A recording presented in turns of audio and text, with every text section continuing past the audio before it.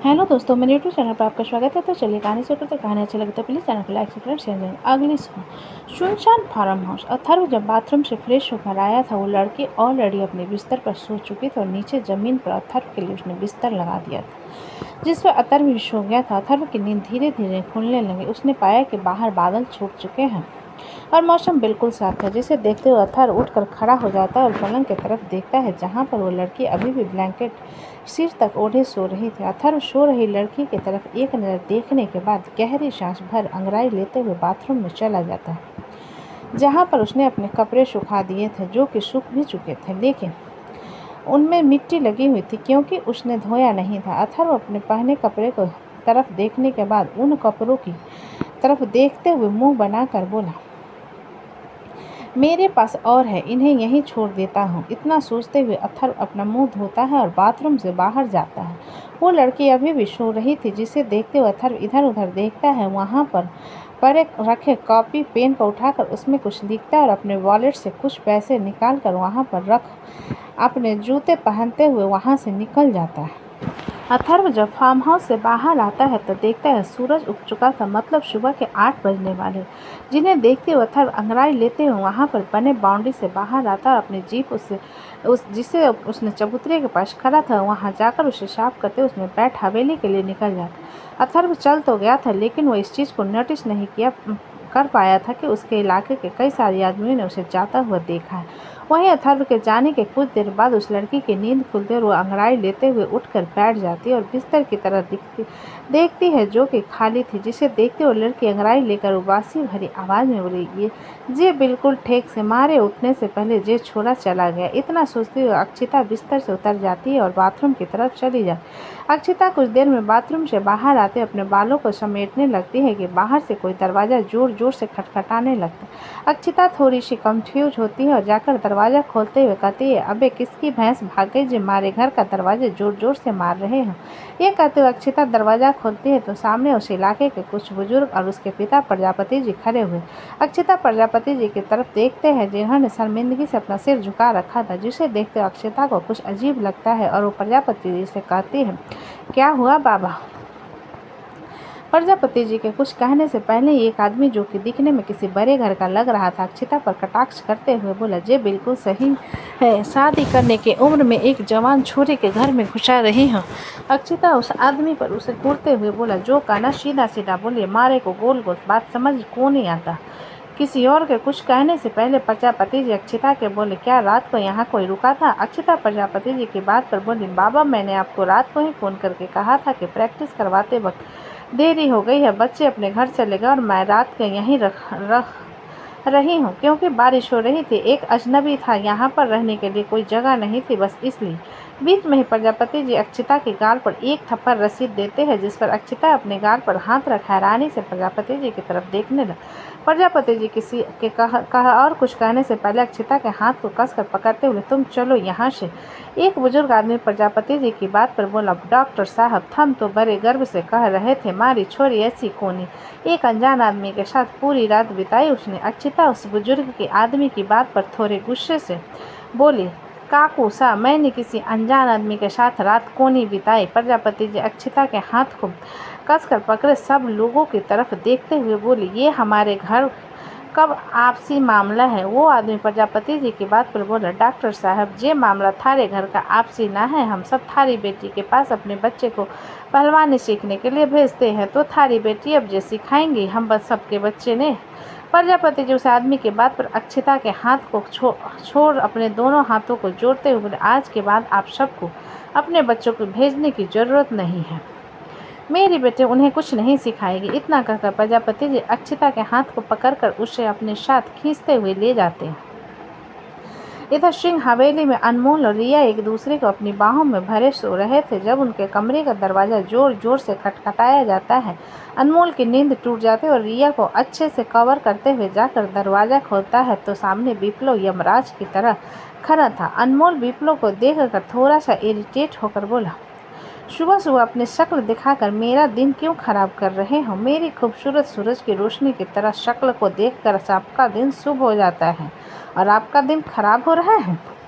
विप्लव ने अनमोल को घूरते हुए कहा, जिसे सुनकर अनमोल उबासी लेते हुए बोला, क्या बात है, सुबह के 8 बज चुके हैं और मंडप की तैयारी चल रही है, हाथ कौन बटाएगा, चलो। विप्लव ने अनमोल के हाथ को पकड़ते हुए कहा, जिसे देखकर अनमोल अपना हाथ छुड़ाते हुए बोला, अरे एटलीस्ट फ्रेश तो होने दो। इतना कहकर अनमोल अपना हाथ छुड़ा लेता है तो विप्लव अंदर की तरफ झांकते हुए कहता, मेरी मोटी कहाँ है।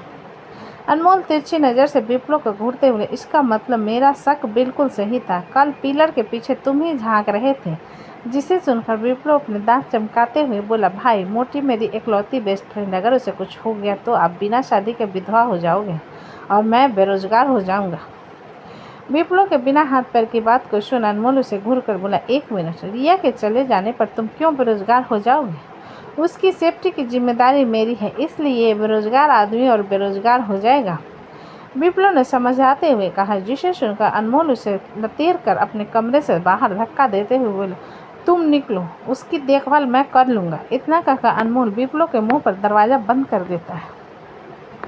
विप्लव जी भरकर अनमोल को कोसने के बाद मुंह बनाते हुए नीचे की तरफ चला जाता है। विप्लव के जाने के बाद अनमोल पलट कर देखता है जहाँ रिया बिस्तर पर बैठी हुई थी और वहाँ हो क्या रहा है समझने की कोशिश कर रहे थे। अनमोल रिया का उठा हुआ देखकर उसके पास आते हुए बोला, तुम उठ गए? वैसे उठोगे भी कैसे नहीं, तुम्हारा हाथ पैर वाला अलार्म बज कर जो गया है। रिया अनमोल की बात पर कंफ्यूज होते हुए बोली, वापी आया था ना। अनमोल रिया के ऊपर से ब्लैंकेट हटाकर उसे अपनी बाहों में उठाते बोले, हाँ, और अब हमें फ्रेश होना चाहिए, मंडप की तैयारी चल रही है नीचे। रिया अनमोल की बात सुन उसके गले में अपनी बाहें डालते हुए बोली, एक बात बताइए, शादी के बाद भी आप मुझे ऐसे उठाओगे? नहीं, मॉर्निंग एक्सरसाइज के बाद ऐसे उठाऊंगा। अनमोल ने अपना सिर में नहीं में हिलाते हुए कहा, जिसे सुनकर रिया अनमोल के सीने पर हल्का सा मुक्का मारकर बोली, बड़े बेशर्म हो गए हो आप। अनमोल रिया की बात से मुस्कुरा देता और उसे लेकर वॉशरूम की तरफ चला जाता। इधर अदिति शोभित के कमर पर बैठी हुई थी और शोभित हक्का बक्का उसे देखे जा रहा। अदिति शोभित के हैरान आंखों को देखकर बोली, क्या हुआ? शोभित अपना सिर नहीं में हिलाते हुए उसकी तरफ इशारा करके बोला, हुआ कुछ नहीं है, लेकिन तुम ऐसे क्यों बैठी हो? क्योंकि आप उठ नहीं रहे थे और वापी बता रहा था आप रात को दारू पी रहे थे। अदिति ने शोभित को घूरते हुए कहा, जिसे सुनकर शोभित अपना सिर नहीं में हिलाते हुए बोला, नहीं नहीं, मैं तो बस रात को थोड़ा सा रम पी रहा था ताकि ठंड से थोड़ी राहत मिले। तो मेरे पास आना चाहिए था ना, दारू पीने की क्या ज़रूरत है? अदिति ने शोभित की बात सुन कहा, जिस पर शोभित अदिति के कमर को पकड़ते हुए बोला, तुम्हें पता है तुम क्या कह रही हो? अदिति कुछ पल अपनी आंखें रोल करने के बाद अपना सिर नहीं में हिलाकर बोली, मुझे कुछ समझ नहीं आता शोभित जी, मैं तो बहुत इनोसेंट हूँ। अदिति के नौटंकी पर शोभित उसे पलटकर खुद उसके ऊपर आ जाता है तो अदिति हारने से उसकी तरफ देखने लगती है। शोभित अदिति के हैरान आंखों को इग्नोर करते हुए बोला, अब सुबह सुबह अपना दीदार करवा दिया है तो कुछ प्रॉफिट भी होना चाहिए। शोभित की बात सुन अदिति उसके कॉलर को पकड़कर उसे अपने होठों के नज़दीक खींच लेती है, उसके होठों पर अपने होठ रख देती है। शोभित की हैरानी की कोई सीमा नहीं थी। अदिति लगातार शोभित के होठों का स्मूच कर रही थी। जब शोभित उसके कमर पर अपनी पकड़ हल्का सा मजबूत करके उसे फ्रेंच किस करने लगता है। शोभित के हाथ अदिति के गाल को सहला रहे थे। अदिति शोभित के टच को महसूस करते हुए और ज़्यादा डीप होकर शोभित को किस करने लगती तो शोभित खुद को लूज होता हुआ महसूस करने लगता है। शोभित के होठों पर हल्के से मुस्कान आ जाते हैं और वो अपना हाथ साफ करते हुए अदिति के होठों पर पैक देकर कहता है, आज रात तुम मेरे साथ सोओगी। अदिति उसके गाल कश्मीरी सेब की तरह पूरी तरीके से लाल हो गए थे। जल्दी जल्दी अपने कपड़े ठीक करते हुए शोभित को धकेल देती है, जिसमें शोभित बिस्तर की दूसरी तरफ गिर जाता है और हैरानी से अदिति की तरफ देखने लगता है। अदिति शोभित के हैरान नज़रों को इग्नोर कर वहाँ से भागते हुए बोली, मैं नहीं आऊँगी। ये कहते हुए अदिति कमरे से बाहर चली जाती है। शोभित जाते हुए अदिति को देख अपने निचले होठ को हल्का सा बाइट करके बोला, तुम बहुत खूबसूरत हो कोकुन। ये कहते हुए शोभित की आंखों में आज एक अलग चमक थी और वो गहरी सांस भरकर अपने कपड़े लेकर वॉशरूम की तरफ चला जाता है। वहीं बाहर हवेली के गार्डन में मंडप की तैयारियां चल रही थी, जहां पर उनकी हल्दी होनी थी, इसलिए शमशेर जी चिराग सारी तैयारियों को देख रहे थे। इधर महक मृत्युंजय के कपड़े निकालकर बिस्तर पर रख देती है और जल्दी जल्दी अव्यक्त को कपड़े पहनाने लगती है, जिसे मृत्युंजय ने नहला दिया था और अभी वो खुद नहा रहा था। अव्यक्त अपनी मॉम की तरफ देखते हुए उसके मंगलसूत्र को पकड़ लेता है, जिसे देख महक उसके हाथ से मंगलसूत्र लेते हुए कहती है, अभी हम बाद में खेलेंगे बेटा, बहुत काम है। महक यहाँ पर टॉवल नहीं है, अंदर से मृत्युंजय ने चिल्लाते हुए, जिसे सुन महक अव्यक्त को नीचे उतार कबर्ड से टॉवल लाते हुए दरवाजे पर नॉक करती है तो मृत्युंजय बिना दरवाज़ा खोले कहता है, बाहर रख दो। मृत्युंजय की बात पर महक थोड़ा सा फ्रस्ट्रेट होकर बोली, मृत्युंजय ये आपका आलीशान कमरा नहीं है, ये एक हवेली है जिसकी हर एक चीज़ पुरानी चीज़ों को दर्शाती है। कृपया दरवाज़ा खोलकर टॉवल ले लीजिए। महक के बाद तो मृत्युंजय दरवाज़ा खोल उसके सामने खड़ा होते हुए बोला, सीधा सीधा क्यों नहीं करती, मुझे बिना कपड़े को देखने का मन कर रहा है।